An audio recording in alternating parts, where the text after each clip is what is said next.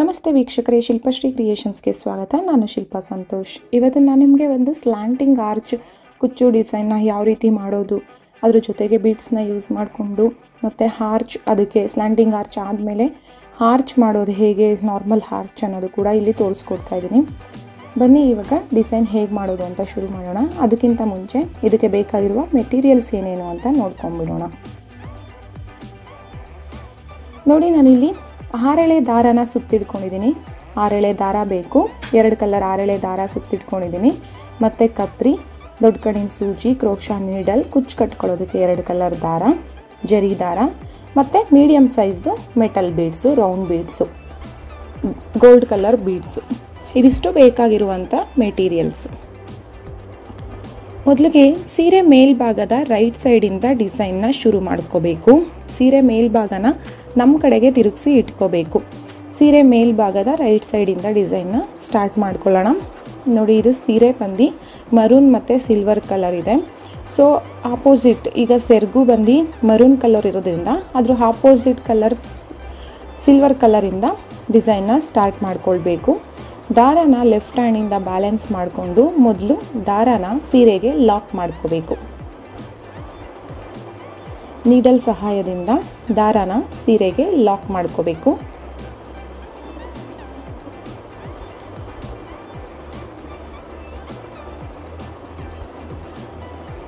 ದಾರನ ಮೊದಲು ಲಾಕ್ ಮಾಡ್ಕೊಂಡಿದ್ದಾದಮೇಲೆ 2 ಚೈನ್ಗಳನ್ನ ಹಾಕಬೇಕು. ನೋಡಿ, ಈ ರೀತಿಯಾಗಿ ದಾರನ ಲಾಕ್ ಮಾಡ್ಕೋಬೇಕು. ಲಾಕ್ ಮಾಡ್ಕೊಂಡಿದ್ದಾದಮೇಲೆ 2 ಚೈನ್ಗಳನ್ನ ಹಾಕಬೇಕು. 2 ಚೈನ್ ಹಾಕಿದಾದಮೇಲೆ ಅದ್ರ ಪಕ್ಕಕ್ಕೆ ಒಂದು ಡಬಲ್ ಕ್ರೋಶೆಟ್ ಮಾಡ್ಕೋಬೇಕು. ನೀಡಲ್ ಮೇಲೆ ಒಂದು ಬಾರಿ ದಾರ ಸುತ್ತಕೊಂಡು ಸೀರೆ ಒಳಗಡೆಯಿಂದ ದಾರ ಮೇಲಕ್ಕೆ ಎತ್ಕೋಬೇಕು. ಆವಾಗ ನೀಡಲ್ ಮೇಲೆ 3 ದಾರ ಇರುತ್ತೆ. ಮೊದಲಿಗೆ 2 ದಾರನ ಒಂದು ಮಾಡಬೇಕು, ನಂತರ 2 ದಾರನ ಒಂದು ಮಾಡಬೇಕು. ಈ ರೀತಿಯಾಗಿ ಮಾಡಿದ್ರೆ ಅದು ಡಬಲ್ ಕ್ರೋಶೆಟ್ ಆಗುತ್ತೆ. ಈ ರೀತಿಯಾಗಿ ಒಂದು ಕಂಬನ ಹಾಕ್ಕೊಳ್ಬೇಕು. ಒಂದು ಕಂಬ ಹಾಕಿದ್ದಾದಮೇಲೆ ಒಂದು ಚೈನ್ನ ಹಾಕ್ಕೋಬೇಕು. ಒಂದು ಚೈನ್ ಹಾಕಿ ಸ್ವಲ್ಪ ದಾರ ಮೇಲಕ್ಕೆತ್ತಿ ನಾವು ಮೀಡಿಯಮ್ ಸೈಜ್ದು ಮೆಟಲ್ ಬೀಡ್ಸ್ನ ತೊಗೊಂಡಿರ್ತೀವಲ್ಲ, ರೌಂಡ್ ಬೀಡ್ಸು, ಅದನ್ನು ಆ್ಯಡ್ ಮಾಡ್ಕೋಬೇಕು. ದಾರದೊಳಗಡೆಗೆ ಮೊದಲು ಬೀಡ್ಸ್ನ ಆ್ಯಡ್ ಮಾಡಿ ಬೀಡನ್ನ ಲಾಕ್ ಮಾಡಬೇಕು. ನಂತರ ಮತ್ತೆ ಒಂದು ಚೈನ್ನ ಹಾಕಬೇಕು. ಕಂಬ ಆದಮೇಲೆ ಒಂದು ಚೈನ್ ಹಾಕಬೇಕು, ಒಂದು ಬೀಡನ್ನ ಆ್ಯಡ್ ಮಾಡಬೇಕು, ಮತ್ತೆ ಒಂದು ಚೈನ್ನ ಹಾಕಬೇಕು. ಅದಾದ ನಂತರ ನಾವು ಕಂಬ ಹಾಕಿರ್ತೀವಲ್ಲ, ಆ ಕಂಬದ ಮೇಲ್ಗಡೆಗೆ ನಾವು ಡಬಲ್ ಕ್ರೋಶೆಟ್ ಮಾಡಬೇಕು. 5 ಡಬಲ್ ಕ್ರೋಶೆಟ್ಗಳನ್ನ ಮಾಡ್ಕೋಬೇಕು.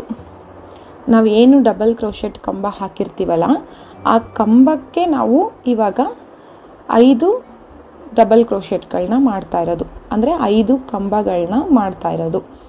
ಆವಾಗ ನಿಮಗೆ ಅದು ಸ್ಲ್ಯಾಂಟಿಂಗ್ ಆರ್ಚ್ ಆಗುತ್ತೆ. ನೋಡಿ, 3 ಆಗಿದೆ. 4ನೇದು 5 ಕಂಬಗಳನ್ನ ಹಾಕ್ಕೋಬೇಕು. ನೀವು 4, 5 ಅಥವಾ 6, ನಮಗೆ ಕಂಬ ಎಷ್ಟು ಉದ್ದ ಬರುತ್ತೆ ಅನ್ನೋದ್ರ ಮೇಲೆ ನೋಡಿಕೊಂಡು ನೀವು ಮಾಡ್ಕೋಬೋದು. 5 ಆದರೂ ಮಾಡ್ಬೋದು, 6 ಆದರೂ ಮಾಡ್ಬೋದು, ಇದು ಎಷ್ಟಾದರೂ ಮಾಡ್ಕೋಬೋದು. ಬಟ್ ನಾನಿಲ್ಲಿ 5 ಕಂಬಗಳನ್ನ ಹಾಕ್ಕೊಂಡಿದ್ದೀನಿ. 5 ಕಂಬ ಹಾಕಿದಾದ್ಮೇಲೆ ಎಲ್ಲಿಗೆ ಬರುತ್ತೆ ಅಲ್ಲಿಗೆ ನೋಡಿಕೊಂಡು ಅಲ್ಲಿಗೊಂದು ಡಬಲ್ ಕ್ರೋಶೆಟ್ ಮಾಡ್ಕೋಬೇಕು. ಅಂದರೆ ಮೊದಲು ನೀಡಲ್ ಮೇಲೆ ದಾರ ಸುತ್ತಕೊಂಡು ಆಮೇಲೆ ಸೀರೆ ಒಳಗಡೆಯಿಂದ ದಾರ ಮೇಲಕ್ಕೆತ್ತಿ 2ರಲ್ಲಿ 1 ಈ ರೀತಿ ಮಾಡಿಕೊಂಡು ಒಂದು ಕಂಬ ಹಾಕಬೇಕು. ನಂತರ ಒಂದು ಚೈನ್ ಹಾಕಿಬಿಟ್ಟು ಸೇಮ್ ಒಂದು ಬೀಡನ್ನ ಆ್ಯಡ್ ಮಾಡಬೇಕು. ನಂತರ ಬೀಡನ್ನ ಲಾಕ್ ಮಾಡಬೇಕು, ಮತ್ತು ಒಂದು ಚೈನ್ನ ಹಾಕ್ಕೋಬೇಕು. ನಾವು ಸೀರೆಗೆ ಲಾಕ್ ಮಾಡುವಾಗ ಎಲ್ಲಿಗೆ ಬರುತ್ತೆ ಅಲ್ಲಿಗೆ ಆವಾಗ ಒಂದು ಕಂಬನ ಹಾಕಬೇಕು. ಈ ರೀತಿ ಮಾಡ್ಕೊಂಡಿದ್ದಾದಮೇಲೆ ಮತ್ತೆ ನಾವು 5 ಕಂಬಗಳನ್ನ ಹಾಕಬೇಕು. ಅಂದರೆ ನೀವು ಮೊದಲು ಸ್ಲ್ಯಾಂಟಿಂಗ್ ಆರ್ಚಲ್ಲಿ ಎಷ್ಟು ಕಂಬಗಳನ್ನ ಹಾಕ್ತೀರಾ ಅಷ್ಟೇ ಕಂಬಗಳನ್ನ ಇನ್ನು ಎಲ್ಲ ಆರ್ಚ್ಗಳಿಗೂ ಅಷ್ಟೇ ಕಂಬನ ಕೌಂಟ್ ಮಾಡಿ ಹಾಕಬೇಕು.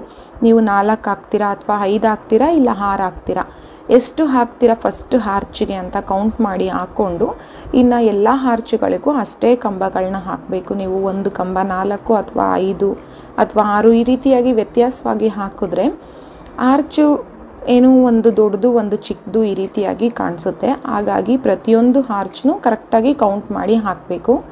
5 ಕಂಬಗಳಾದಮೇಲೆ ಇವಾಗ ಎಲ್ಲಿಗೆ ಬರುತ್ತೆ ಅಲ್ಲಿಗೆ ಲಾಕ್ ಮಾಡಬೇಕು. ಲಾಕ್ ಮಾಡುವಾಗ ಒಂದು ಡಬಲ್ ಕ್ರೋಶೆಟ್ ಕಂಬನ ಹಾಕ್ಕೋಬೇಕು. ನೋಡಿ ಈ ರೀತಿಯಾಗಿ ಎಲ್ಲಿಗೆ ಬರುತ್ತೆ ಅಂತ ನೋಡಿಕೊಂಡು ಅಲ್ಲಿಗೆ ಒಂದು ಕಂಬ ಹಾಕ್ಕೋಬೇಕು, ಅಂದರೆ ಒಂದು ಡಬಲ್ ಕ್ರೋಶೆಟ್ ಮಾಡ್ಕೋಬೇಕು. ನೋಡಿ ಈ ರೀತಿ ಡಬಲ್ ಕ್ರೋಶೆಟ್ ಮಾಡ್ಕೊಂಡಿದ್ದಾದಮೇಲೆ ಮತ್ತೆ ಒಂದು ಚೈನ್ನ ಹಾಕಬೇಕು, ಮತ್ತು ಒಂದು ಮೀಡಿಯಮ್ ಸೈಜ್ದು ಬೀಡನ್ನ ಆ್ಯಡ್ ಮಾಡಬೇಕು. ನಂತರ ಬೀಡನ್ನ ಲಾಕ್ ಮಾಡಬೇಕು, ಮತ್ತು ಒಂದು ಚೈನ್ನ ಹಾಕಬೇಕು. ಅದಾದಮೇಲೆ ನೋಡಿ ಆ ಕಂಬ ಹಾಕಿರ್ತೀವಲ್ಲ, ಆ ಕಂಬದ ಮೇಲ್ಗಡೆಗೆ ಡಬಲ್ ಕ್ರೋಶೆಟ್ ಹಾಕಬೇಕು. 5 ಡಬಲ್ ಕ್ರೋಶೆಟ್ನ ಹಾಕಬೇಕು.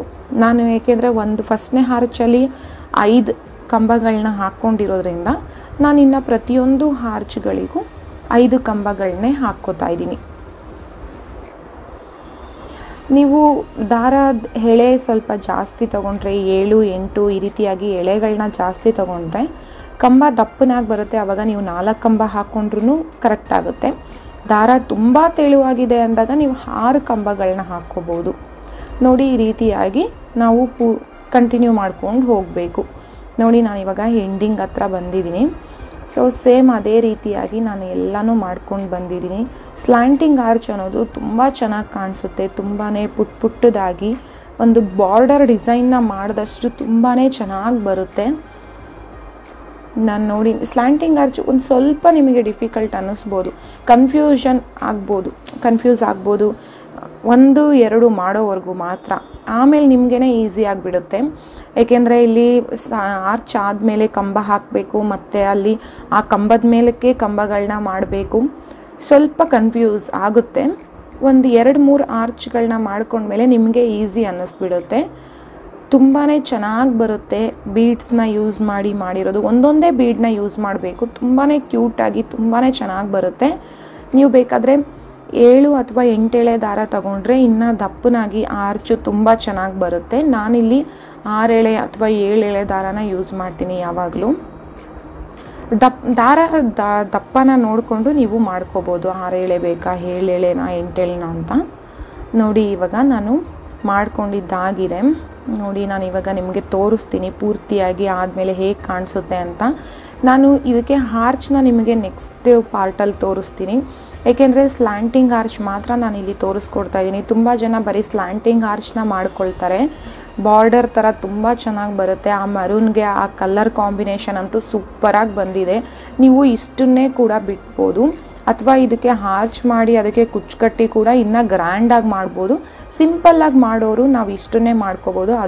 ಇದಕ್ಕೇ ನಾವು ಒಂದು ಲುಕ್ ಕೊಡೋದು ಹೇಗೆ, ಗ್ರ್ಯಾಂಡಾಗಿ ಆರ್ಚ್ ಮಾಡೋದು ಹೇಗೆ, ಬ್ರೈಡಲ್ ಡಿಸೈನ್ ಮಾಡೋದು ಹೇಗೆ ಅನ್ನೋದನ್ನು ನಾನೀಗ ನೆಕ್ಸ್ಟ್ ವಿಡಿಯೋದಲ್ಲಿ ತೋರಿಸ್ಕೊಡ್ತಾ ಇದ್ದೀನಿ. ಬನ್ನಿ ಇವಾಗ ಹೇಗೆ ಮಾಡೋದಂತ ನೋಡೋಣ. ನೋಡಿ ಈಗ ಸ್ಲ್ಯಾಂಟಿಂಗ್ ಆರ್ಚ್ ಈಗ ನೋಡಿರೋರಿಗೆ ಗೊತ್ತಾಗುತ್ತೆ. ಈಗ ಸ್ಲ್ಯಾಂಟಿಂಗ್ ಆರ್ಚ್ ನಾನು ಫಿನಿಶಿಂಗ್ ಮಾಡ್ಕೊಂಡಿದ್ದೀನಿ. ಸೊ ಅದು ಪಾರ್ಟ್ 1ಅಲ್ಲಿ ನಿಮಗೆ ತೋರಿಸಿದ್ದೀನಿ. ಸ್ಲ್ಯಾಂಟಿಂಗ್ ಆರ್ಚ್ ನೋಡಿ ಲಾಸ್ಟಿಗೆ ಎಂಡಿಂಗ್ ಆಗಿದೆ, ಒಂದು ಕಂಬ ಹಾಕಿದ್ದೀನಿ. ಸೊ ಇವಾಗ ನೆಕ್ಸ್ಟ್ ಇದನ್ನು ಕಂಟಿನ್ಯೂ ಮಾಡೋದು ಹೇಗೆ ನೆಕ್ಸ್ಟ್ ಸ್ಟೆಪ್ ಅಂತ ತೋರಿಸ್ಕೊಡ್ತೀನಿ. ಕಂಬ ಹಾಕಿ ನಾವು ಎಂಡ್ ಮಾಡಿದ್ಮೇಲೆ ಒಂದು ಚೈನ್ ಹಾಕ್ಕೋಬೇಕು. ಒಂದು ಚೈನ್ ಹಾಕಿ ಅದನ್ನು ನಾವು ತಿರುಗಿಸ್ಕೋಬೇಕು. ನೋಡಿ ಈ ರೀತಿಯಾಗಿ ಸ್ಯಾರಿನ ನಾವು ಟರ್ನ್ ಮಾಡ್ಕೋಬೇಕು. ಸ್ಯಾರಿನ ಟರ್ನ್ ಮಾಡಿಬಿಟ್ಟು ಸೇಮ್ ಕಲರ್ ದಾರದಿಂದ ಡಿಸೈನ್ನ ಕಂಟಿನ್ಯೂ ಮಾಡ್ಕೊಳ್ಬೇಕು. ನಾವಿವಾಗ ಸ್ಯಾರಿನ ಟರ್ನ್ ಮಾಡಿದಾಗ ಆರ್ಚ್ ಏನು ಉಲ್ಟಾ ಕಾಣಿಸ್ತಾ ಇದೆಯಲ್ಲ, ಅಲ್ಲಿ ಸ್ಮಾಲ್ ಹೋಲ್ಸ್ ಕಾಣಿಸ್ತಾ ಇದೆಯಲ್ಲ, ಆ ಹೋಲ್ಸ್ಗೆಲ್ಲ ಒಂದೊಂದು ಸಿಂಗಲ್ ಚೈನ್ಗಳನ್ನ ಹಾಕ್ಕೋಬೇಕು. ಒಂದೊಂದು ಹೋಲ್ಸ್ಗೂ ಒಂದೊಂದು ಸಿಂಗಲ್ ಚೈನ್ನ ಹಾಕ್ಕೊಳ್ತಾ ಹೋಗಬೇಕು. ನಿಮಗೆ ಪಾರ್ಟ್ 1 ನೋಡಿದ್ರೆ ಸ್ಲ್ಯಾಂಟಿಂಗ್ ಆರ್ಚ್ ಹೇಗೆ ಮಾಡೋದು ಎಂಡಿಂಗ್ವರೆಗೂ ಅನ್ನೋದನ್ನ ತೋರಿಸ್ಕೊಟ್ಟಿದ್ದೀನಿ. ಸೊ ಅದ್ರ ನೆಕ್ಸ್ಟ್ ಪಾರ್ಟ್ 2ನ ನಾನು ನಿಮಗೆ ತೋರಿಸ್ಕೊಡ್ತಾ ಇರೋದು ಇಲ್ಲಿ.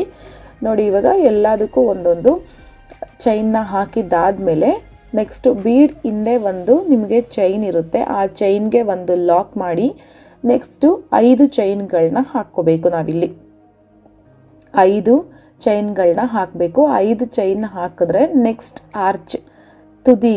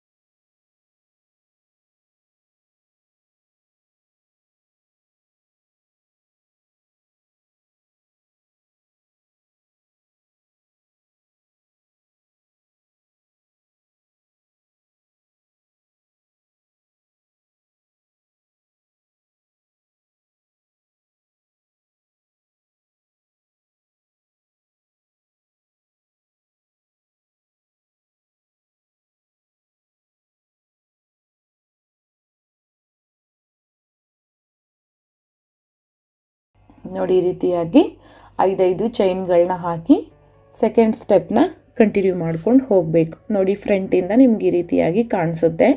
ಬ್ಯಾಕಿಂದ ಡಿಸೈನ್ ಮಾಡಿರೋದಿದು. ಸೊ ಫ್ರಂಟಿಂದ ನಿಮ್ಗೆ ಈ ರೀತಿಯಾಗಿ ಕಾಣಿಸುತ್ತೆ. ನೆಕ್ಸ್ಟ್ ಇವಾಗ ಥರ್ಡ್ ಸ್ಟೆಪ್ನ ಹೇಗೆ ಮಾಡೋದು ಅಂತ ನೋಡೋಣ. ನಾನಿವಾಗ ಥರ್ಡ್ ಸ್ಟೆಪ್ ಮಾಡೋದಕ್ಕೆ ಕಲರ್ನ ಚೇಂಜ್ ಮಾಡ್ತಾ ಇದ್ದೀನಿ. ದಾರದ ಕಲರ್ನ ನಾನಿಲ್ಲಿ ಮರೂನ್ ಕಲರ್ ದಾರ ಯೂಸ್ ಮಾಡ್ತಾ ಇದ್ದೀನಿ. ನೆಕ್ಸ್ಟ್ ಸ್ಟೆಪ್ಗೆ ಮೊದಲು ದಾರಾನ ನಾವು ಸೀರೆಗೆ ಲಾಕ್ ಮಾಡ್ಕೋಬೇಕು. ನೋಡಿ ಈ ರೀತಿಯಾಗಿ ಮೊದಲು ದಾರಾನ ಸೀರೆಗೆ ಲಾಕ್ ಮಾಡ್ಕೊಂಡ್ಬಿಡೋಣ. ಸ್ಟಾರ್ಟಿಂಗು ಫಸ್ಟ್ 5 ಚೈನ್ ಇರುತ್ತಲ್ಲ, ಅಲ್ಲಿ ಲಾಕ್ ಮಾಡಿರ್ತೀವಲ್ಲ, ಆ ಲಾಕ್ಗೆ ಒಂದು ಲಾಕ್ ಮಾಡ್ಕೋಬೇಕು. ಈ ದಾರಾನ ಆ ಒಂದು ಚೈನ್ ಒಳಗಡೆಯಿಂದ ದಾರಾನ ಪೂರ್ತಿ ನಾವು ಮೇಲಕ್ಕೆತ್ತಿ ಒಂದು 2-3 ಗಂಟುಗಳನ್ನ ಹಾಕಿ ಕಟ್ಕೊಂಡ್ಬಿಡೋಣ. ಫಸ್ಟು ನೋಡಿ ಈ ರೀತಿಯಾಗಿ ದಾರಾನ ಪೂರ್ತಿ ಮೇಲಕ್ಕೆ ಎತ್ಬಿಟ್ಟು ನಾನು ಥ್ರೆಡ್ನ ಗಂಟು ಹಾಕ್ಕೊಳ್ತಾ ಇದ್ದೀನಿ. ಅಥವಾ ನಿಮಗೆ ಅಲ್ಲಿ ದಾರ ಕಾಣಿಸ್ತಾ ಇದೆಯಲ್ಲ ಎಕ್ಸ್ಟ್ರಾ ದಾರ, ಅದಕ್ಕೆ ಕೂಡ ನಾವು ಗಂಟು ಹಾಕಿ ಕಟ್ಕೋಬಹುದು. ನೋಡಿ ಈ ರೀತಿಯಾಗಿ ಗಂಟು ಹಾಕ್ಕೊಂಡಿದ್ದಾದಮೇಲೆ ಆ 5 ಚೈನ್ ಇದೆಯಲ್ಲ, ಆ 5 ಚೈನ್ ಒಳಗಡೆಗೆ ನಾವು ಲಾಕ್ ಮಾಡಬೇಕು. ಅಂದರೆ ಆ ಒಂದು ಹಾಫ್ ಕ್ರೋಶೆಟ್ ಥರ ಈ ರೀತಿಯಾಗಿ ಲಾಕ್ ಮಾಡ್ಕೊಳ್ತಾ ಹೋಗಬೇಕು.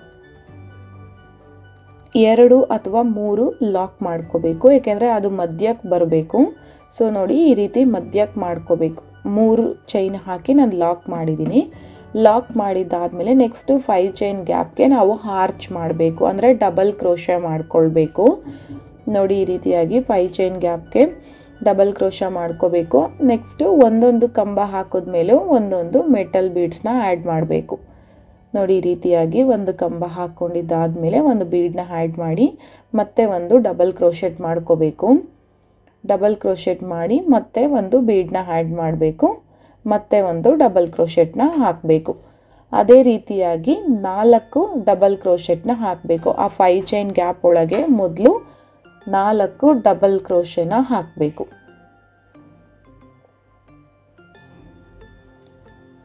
ಡಬಲ್ ಕ್ರೋಶೆಟ್ನ ಹಾಕಬೇಕು. 4 ಕಂಬಗಳನ್ನ ಹಾಕಿದ್ದಾದಮೇಲೆ ನಾನಿಲ್ಲಿ ಒಂದು ಲೀಫ್ ಬೀಡನ್ನ ಆ್ಯಡ್ ಮಾಡ್ತಾ ಇದ್ದೀನಿ.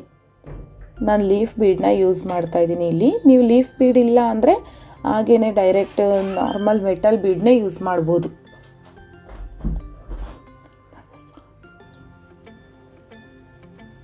ಲೀಫ್ ಬೀಡನ್ನ ಆ್ಯಡ್ ಮಾಡಿ ಮತ್ತೆ ಒಂದು ಕಂಬನ ಹಾಕಬೇಕು. ಅದಾದಮೇಲೆ ಮತ್ತೆ ನಾವು ಮೀಡಿಯಮ್ ಸೈಜ್ದು ಏನು ಮೆಟಲ್ ಬೀಡನ್ನ ತಗೊಂಡಿರ್ತೀವಲ್ಲ ಆ ಬೀಡನ್ನ ಆ್ಯಡ್ ಮಾಡ್ಕೊಳ್ತಾ ಹೋಗಬೇಕು. ಮೊದಲು ಫಸ್ಟ್ 4 ಕಂಬಗಳನ್ನ ಹಾಕಿದ್ದಾದಮೇಲೆ ಒಂದು ಲೀಫ್ ಬೀಡನ್ನ ಆ್ಯಡ್ ಮಾಡಬೇಕು. ಲೀಫ್ ಬೀಡ್ ಆ್ಯಡ್ ಮಾಡಿದ್ದಾದಮೇಲೆ ಮತ್ತೆ 4 ಕಂಬಗಳನ್ನ ಹಾಕಬೇಕು. ಒಂದೊಂದು ಕಂಬ ಆದಮೇಲೂ ಒಂದೊಂದು ಬೀಡನ್ನ ಸ್ಮಾಲ್ ಬೀಡನ್ನ ಆ್ಯಡ್ ಮಾಡಬೇಕು. ನೋಡಿ ಇವಾಗ ಟೋಟಲ್ ಆಗಿ 8 ಕಂಬಗಳನ್ನ ಹಾಕ್ಕೋಬೇಕು. ಆ 5 ಚೈನ್ ಗ್ಯಾಪ್ಗೆ 8 ಕಂಬಗಳನ್ನ ಹಾಕಿದ್ದಾದಮೇಲೆ ನೆಕ್ಸ್ಟ್ 5 ಚೈನ್ ಗ್ಯಾಪ್ ಮಧ್ಯಕ್ಕೆ ಲಾಕ್ ಮಾಡ್ಕೋಬೇಕು. ನೆಕ್ಸ್ಟು 5 ಚೈನ್ ಗ್ಯಾಪ್ ಮಧ್ಯಕ್ಕೆ ಲಾಕ್ ಮಾಡಬೇಕು. ಅದಾದಮೇಲೆ ನೆಕ್ಸ್ಟು 4 ಚೈನ್ಸ್ ಹಾಕಬೇಕು. 4 ಚೈನ್ಸ್ ಹಾಕಿ ನೆಕ್ಸ್ಟ್ 5 ಚೈನ್ ಗ್ಯಾಪ್ ಮಧ್ಯಕ್ಕೆ ಲಾಕ್ ಮಾಡಬೇಕು. ನೋಡಿ ಈ ರೀತಿಯಾಗಿ ನಿಮಗೆ ಆರ್ಚ್ ಬರುತ್ತೆ. ಅದೇ ರೀತಿಯಾಗಿ ನಾವು ನೆಕ್ಸ್ಟ್ ಮತ್ತೆ 5 ಚೈನ್ ಗ್ಯಾಪ್ಗೆ ಆರ್ಚ್ನ ಕಂಟಿನ್ಯೂ ಮಾಡ್ಕೊಂಡು ಹೋಗಬೇಕು. ಇವಾಗ ನಾವು ಫಸ್ಟ್ ಆರ್ಚ್ ನಾವೇನು 8 ಕಂಬಗಳನ್ನ ಹಾಕಿದ್ದೀವಲ್ಲ, ಹಾಗಾಗಿ ನೆಕ್ಸ್ಟ್ ಇನ್ನು ಎಲ್ಲ ಆರ್ಚ್ಗಳನ್ನೂ 8 ಕಂಬಗಳನ್ನ ಹಾಕಬೇಕು. ನೀವು 8 ಕಂಬ ಇಲ್ಲ ಅಂದರೆ 10 ಕಂಬಗಳನ್ನ ಹಾಕ್ಬೋದು. 8 ಹಾಕಬೇಕು ಅಥವಾ 10 ಕಂಬಗಳನ್ನ ಹಾಕಬೇಕು. ನಾನು ಇವಾಗ ಫಸ್ಟು 4 ಕಂಬಗಳನ್ನ ಹಾಕಿ ಒಂದು ಲೀಫ್ ಬೀಡ್ ಆ್ಯಡ್ ಮಾಡಿದ್ದೀನಲ್ಲ, ನೀವು ಅದ್ರ ಬದಲು 5 ಕಂಬಗಳನ್ನ ಹಾಕಿ ಒಂದು ಲೀಫ್ ಬೀಡನ್ನ ಆ್ಯಡ್ ಮಾಡಿ ಮತ್ತೆ 5 ಕಂಬಗಳನ್ನ